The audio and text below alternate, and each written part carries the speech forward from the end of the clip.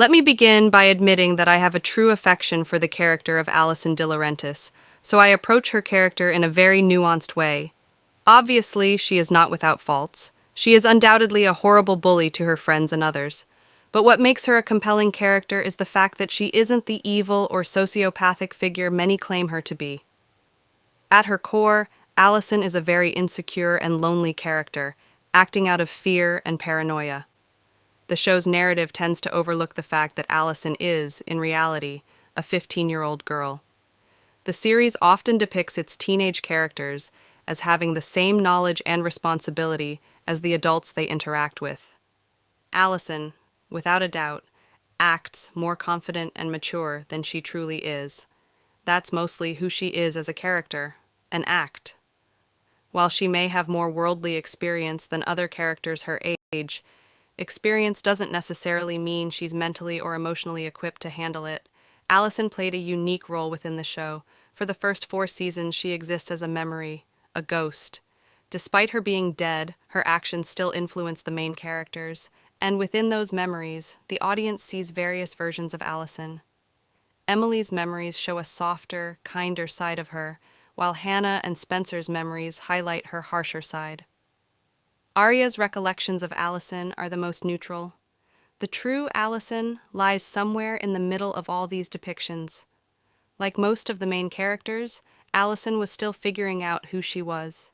Despite the complicated nature of her relationships with the other liars, her humanity is highlighted through these connections. Though we rarely see the extent of it, the liars love Alison, and she loves them, albeit not in the healthiest way. That dynamic should have been a redeeming thread for her character, but it's more of an afterthought, if that. When Alison returns, both the liars and the audience are unsure of what to expect. She's spent years surviving on her own after enduring the trauma of her mother covering for her attacker and burying her alive.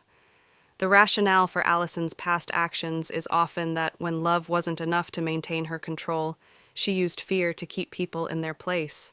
For Alison, love has always been unreliable, which forms the core of her internal conflict upon her return. The liars are the most consistent source of love in her life.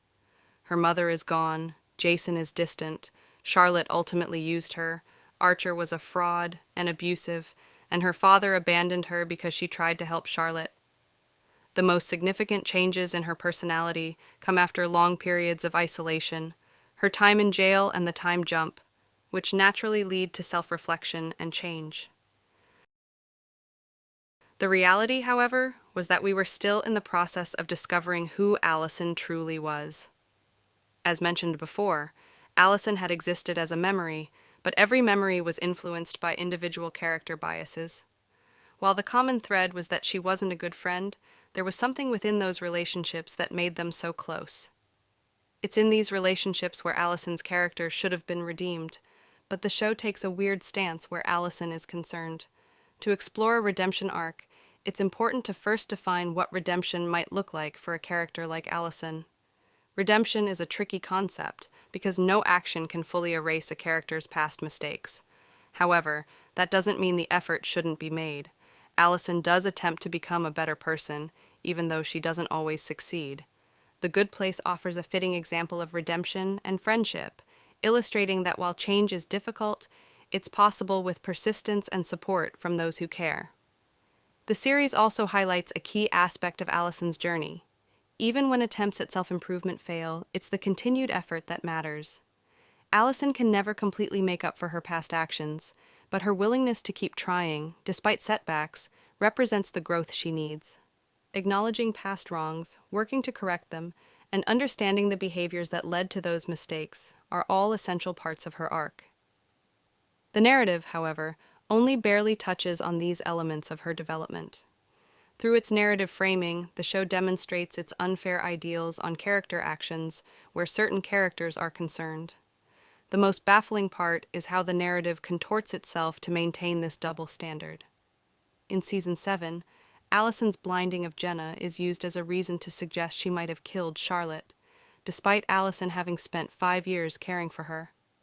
The group even votes on her guilt, with the actual murderer, who they don't trust, participating in the vote. They don't turn Alison over to the police, but instead to their stalker and blackmailer, further cementing the idea that Alison is beyond redemption and deserves punishment. Alison's realization that the love she had been seeking all along was found in the liars should have been central to her redemption. Her softer, more genuine moments always came through her friendships. Unfortunately, the writing prioritized male-centric viewpoints over the friends who loved her, even when she was difficult to love. If the show didn't want to explore platonic love, Emily would have been a far better choice for Alison than other love interests, because the audience cared about Emily's character. While combining a redemption arc with a romantic subplot can be tricky, it can work if done well. But Alison's relationship with Lorenzo, a character written solely to be a redemptive force, fell flat. Lorenzo felt like a short-term love interest, an outsider in Rosewood, making it too easy for him to view Alison differently than those who knew her.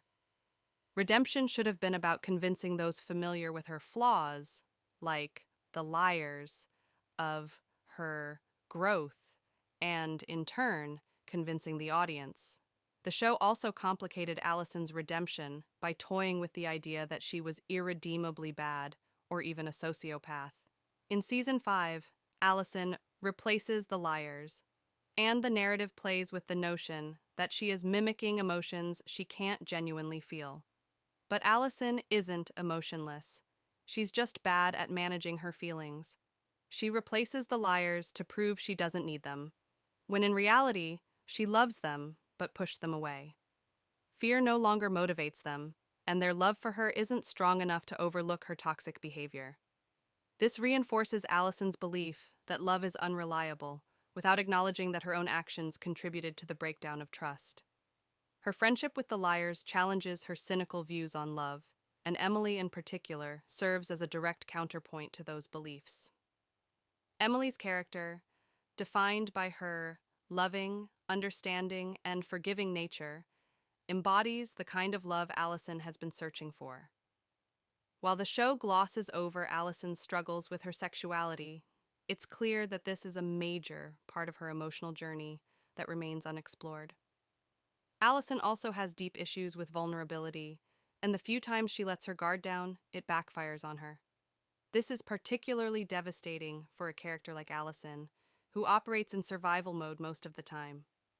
The show misinterprets the appeal of her relationship with Emily, often framing it as another bully-victim dynamic, rather than portraying it as a broken person learning how to love and be loved. The failure to recognize this complexity means Alison's redemption arc, which could have been powerful, fell flat. The real question about Alison's redemption isn't whether she deserves it, but whether, given the opportunity to grow, heal, and become better, she would take it. I believe she would, and that's the most important thing. Alison has made significant mistakes, and while those can't be erased, her willingness to work toward change is what defines her potential for redemption.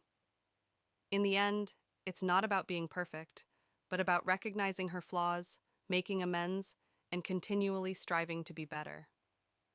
Ultimately, Alison's redemption arc should have centered on her relationships, particularly with the liars, as the source of her growth. Their love and forgiveness, despite everything, could have grounded her transformation.